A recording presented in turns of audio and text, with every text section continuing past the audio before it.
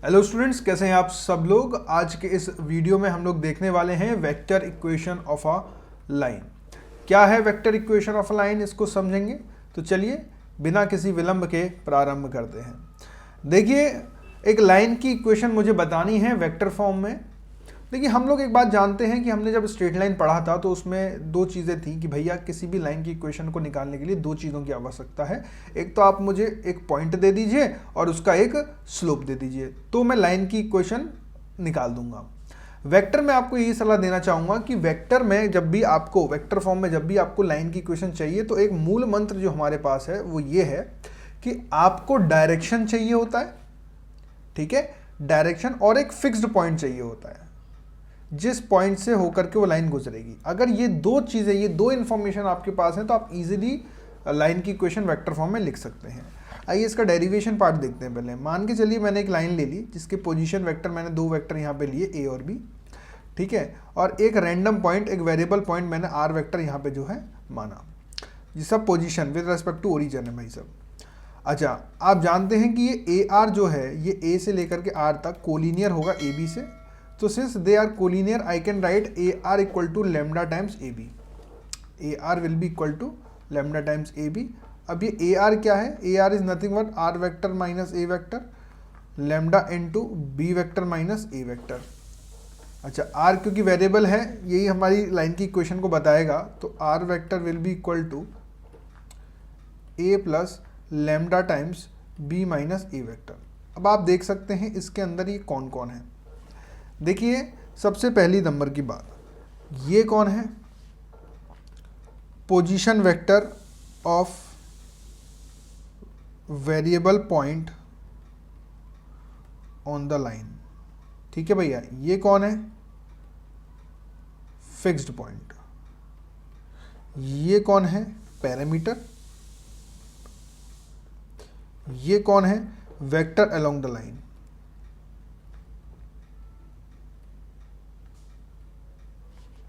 या मैं बोलूं डायरेक्शन ऑफ लाइन।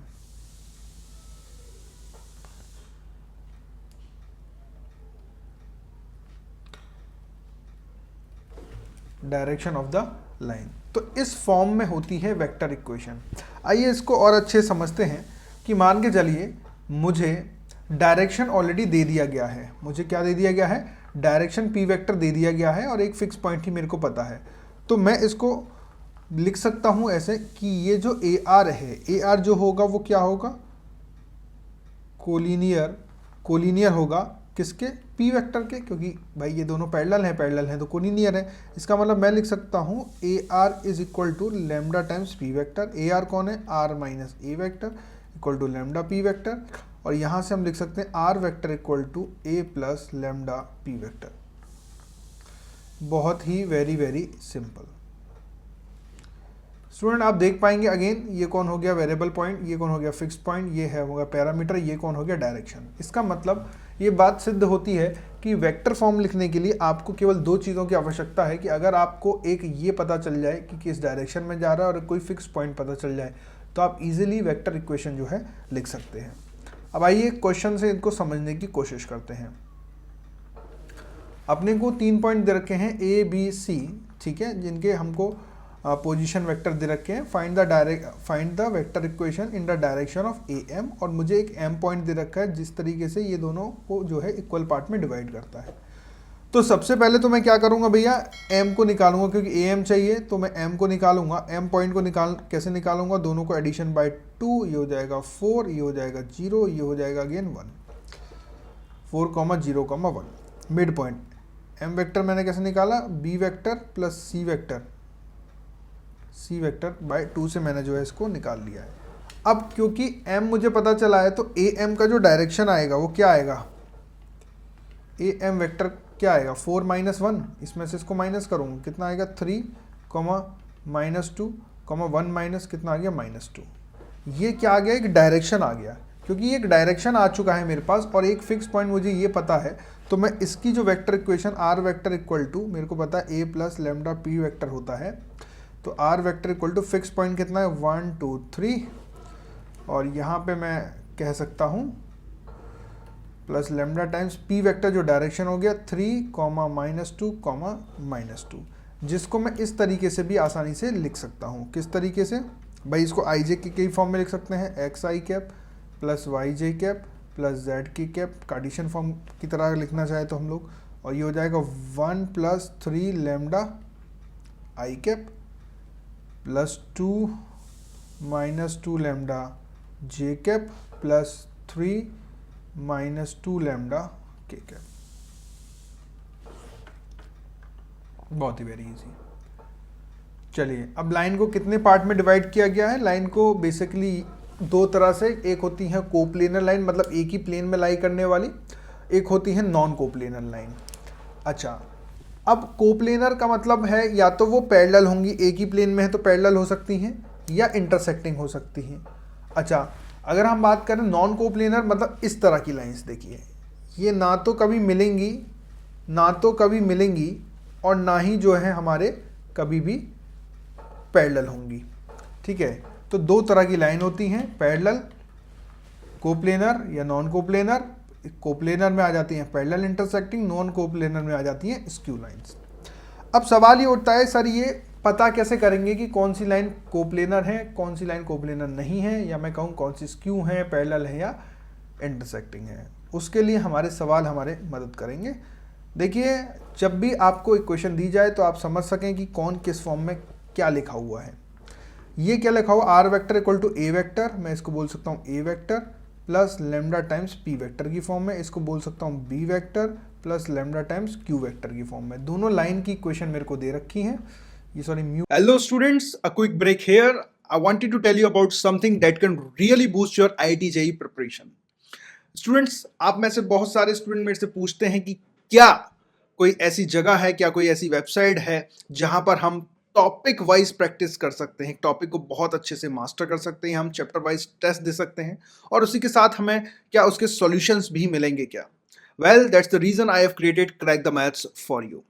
स्टूडेंट, आप crackthemaths.com पर जाइए, वहां पर आपको एक कॉलम मिलेगा फ्री टेस्ट का कॉलम, यहाँ पे फ्री टेस्ट पे क्लिक कीजिए और वहां पे फोल्डर्स आपको दिख जाएंगे, different topic wise practice, chemistry, physics और मैथमेटिक्स। आप कोई भी, सपोज हमने मैथ्स का एग्जांपल लिया, और आप कोई भी चैप्टर जो भी आपको कमजोर है, उसमें जो भी टॉपिक कमजोर है आप उसको ओपन कर लीजिए। वहां पे डिफरेंट जो टॉपिक्स हैं, जो भी आपको लगता है मेरा ये टॉपिक वीक है, वो आप खोल के प्रैक्टिस करना चालू कर दीजिए। यहाँ पर आपको 5 to 10 क्वेश्चंस के सेट मिलेंगे और यहाँ पे ये प्रैक्टिस जो है टाइम बाउंड होती है, मतलब टाइमर चलता रहेगा, ताकि लास्ट में आप ये एनालाइज भी कर पाएंगे किस क्वेश्चंस को करने में मैंने कितना टाइम जो है व्यतीत किया, कितना टाइम हमने इसमें लगा दिया। सबमिट टेस्ट कर देंगे, सबमिट टेस्ट करते ही आपका रिजल्ट यहाँ पे आपको शो हो जाएगा। देखिए, आप अगर इसके इंस्टेंट सॉल्यूशन चाहते हैं तो आप ऐप पर जाकर के जो है सॉल्यूशन देख सकते हैं, या ऐप डाउनलोड कर सकते हैं। वहां पे जब टेस्ट अटेम्प्ट करेंगे तो आपको तुरंत का तुरंत इसका जो है सॉल्यूशन मिल जाएगा। फ्री टेस्ट है, एकदम फ्री है। अदरवाइज यहाँ पे 2 घंटे बाद आपको आपका जो भी सॉल्यूशन है वो यहाँ पे रिफ्लेक्ट हो जाएगा। इवन ये तो रहा टॉपिक वाइज, आप कोई भी टॉपिक प्रैक्टिस कर सकते हैं, फिजिक्स, केमिस्ट्री, मैथ्स, तीनों सब्जेक्ट्स का। और यहाँ पे फ्री चैप्टर वाइज टेस्ट है, इवन चैप्टर वाइज टेस्ट आप दे सकते हैं। यहाँ पे 25 क्वेश्चन होंगे, आप देख सकते हैं कितनी देर में मैं ये पेपर जो है दे पा रहा हूँ। और भी हम ऐसे टेस्ट लाते रहेंगे आपके लिए, अपलोड करते रहेंगे स्टूडेंट्स। तो स्टूडेंट्स, ऐसे ही आगे बढ़ते रहिए आप लोग, है ना, तरक्की करते रहिए हैं। ठीक है, पूरी तैयारी जोरों शोरों से कीजिए, अच्छा स्कोर कीजिए, बहुत ही बेहतरीन तरीके से पढ़ाई कीजिए। क्रैक द मैथ्स आपके साथ है। Thank you. Find out whether the lines are intersecting, parallel और स्क्यू लाइंस। ठीक है, अपने को ये निकालना है। अच्छा, अगर ये पैरेलल हैं तो P और Q पैरेलल होने चाहिए, हाँ या ना? तो मैं एज्यूम कर करके बात करूंगा, मतलब एज्यूम करूंगा कि लेट दे आर पैरेलल, और फिर देखूंगा कि मैं कॉन्ट्राडिक्शन में आ रहा हूँ, जो मेरा अजम्पशन है वो ठीक था या नहीं था। तो सबसे एज्यूम करेंगे, एज्यूम पैरेलल हमने एज्यूम करा सबसे पहले। कैसे पैरेलल है? तो Q vector will be equal to, मैं सकता हूँ K टाइम्स P वेक्टर होना चाहिए। भाई Q वेक्टर क्या है? 1 - 4 7, K टाइम्स P वेक्टर क्या है? 2 - 3 8। देखिए, कभी भी नहीं हो सकता, कोई भी ऐसा K नहीं मिल सकता है अपने को जहाँ पर ये रिलेशन जो है सेटिस्फाई कर जाए। अच्छा, अब हम दूसरा एजम्पशन जो लेंगे वो क्या लेंगे? वो लेंगे हम लोग कि इंटरसेक्टिंग लाइन। इंटरसेक्टिंग लाइन लेने के लिए अपने को क्या करना है कि कोई भी पॉइंट इस पे हम जो है एज्यूम कर लेंगे। कोई भी पॉइंट हम इस पे क्या करेंगे? एज्यूम कर लेंगे। तो let the point be R. C point मैंने एज्यूम करा ये आर लाइन पे, लाइन नंबर वन पे मैं एज्यूम कर रहा हूँ। तो R vector will be equal to, मैं सी पॉइंट कोई ले रहा हूँ, इसको कंबाइन करके लिख रहा हूँ, 1 + 2 lambda comma -1 - 3 lambda comma -10 + 8 lambda. Check कर लीजिएगा एक बार। और फिर यही आर पॉइंट मैं दूसरे पे ले रहा हूँ, R vector will be equal to C point ले रहा हूँ मैं सेम दूसरी लाइन पे, क्योंकि इंटरसेक्टिंग है तो भैया सी पॉइंट तो कॉमन आएगा ना वो। तो ये हो जाता है 4 + म्यू -3 कितना, -3 - 4 म्यू, और ये हो जाएगा -1 +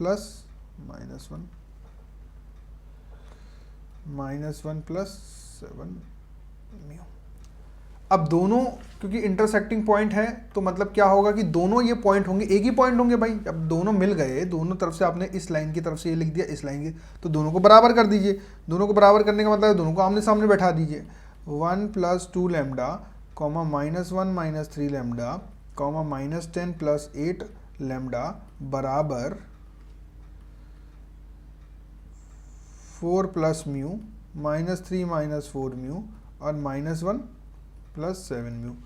अब क्या होगा भैया, x कॉम्पोनेंट x के बराबर, y कॉम्पोनेंट y के बराबर, z कॉम्पोनेंट z के बराबर रख दीजिए।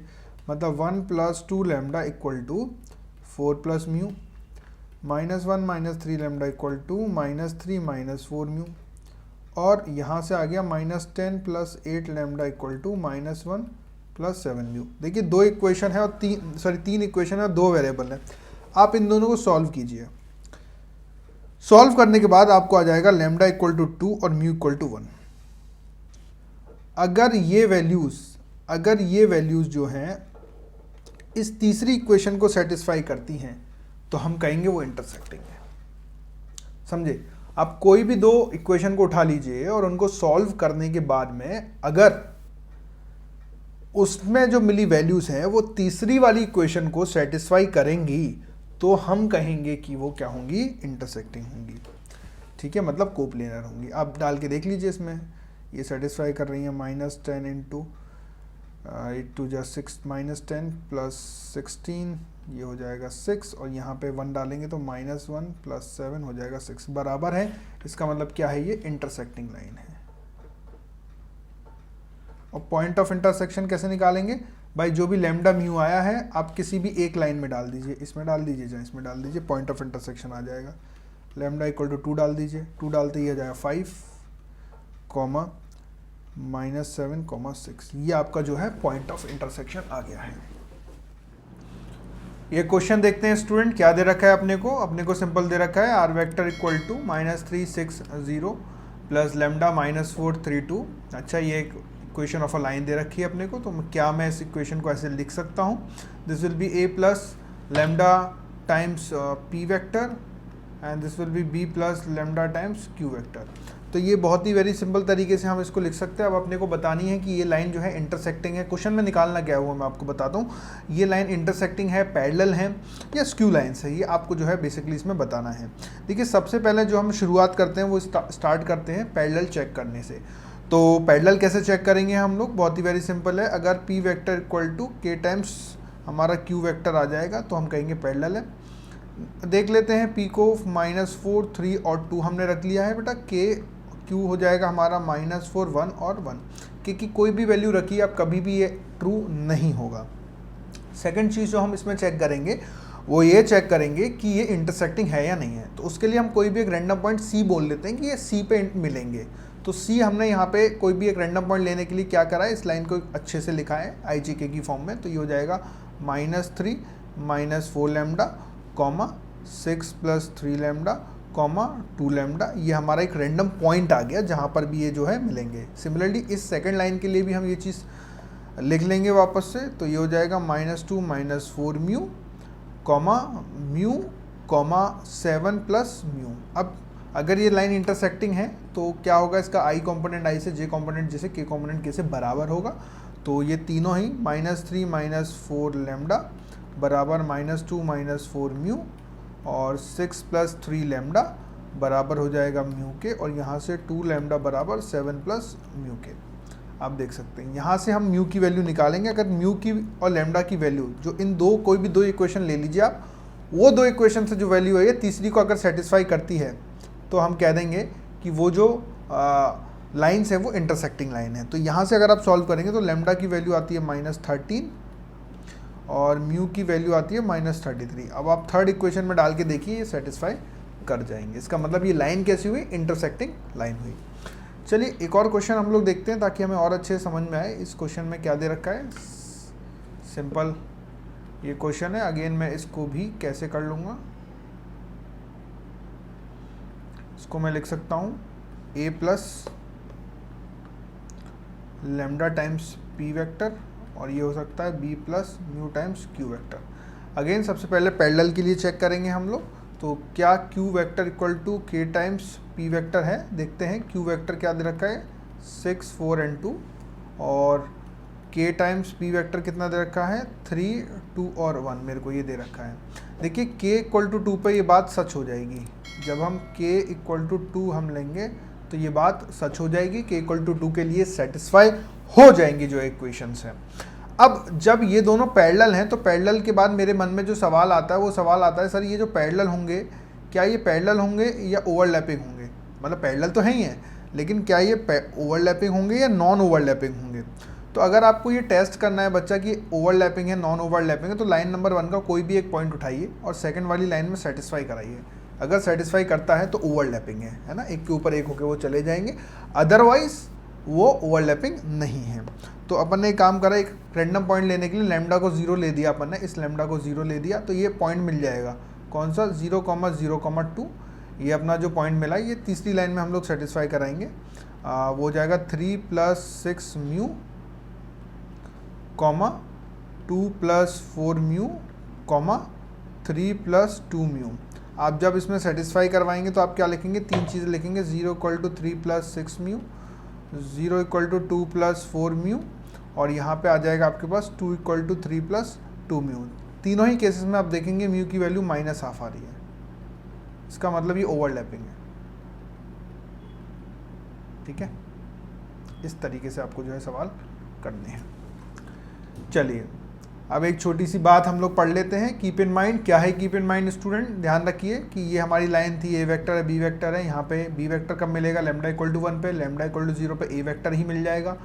लैम्डा की वैल्यू 1 से बड़ी होगी तो लाइन इससे पार चली जाएगी, इसके पीछे होगी तो लैम्डा नेगेटिव होगा। लाइन की इक्वेशन हम सभी को मालूम है, a + lambda b - a। This is a position, direction कहने का मतलब है किस डायरेक्शन में जा रही है लाइन जो है।